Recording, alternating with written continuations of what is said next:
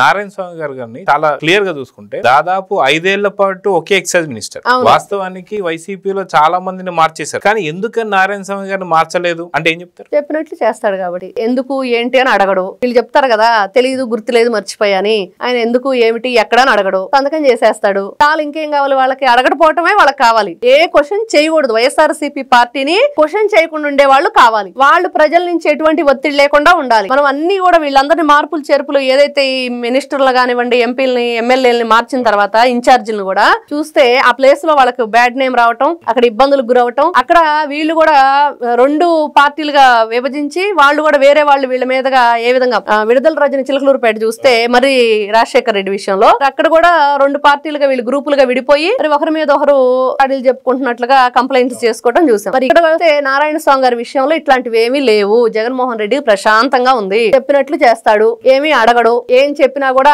ఊంగొట్టి ఊరుకుంటాడు. ఎక్కడ సంతకం పెట్టమంటే అక్కడ పెడతాడు. కాబట్టి 5 సంవత్సరాలు ఆయన పదవికి డోకా లేకుండా అలా ఏదో నామకే వాస్తే అన్నట్లుగా ఆయన అట్లా కొనసాగించారు. ఈ రోజున అసలు విషయాలు బయటకు వస్తాయి సిట్టు విచారణలో. Please subscribe to Leo news for more videos.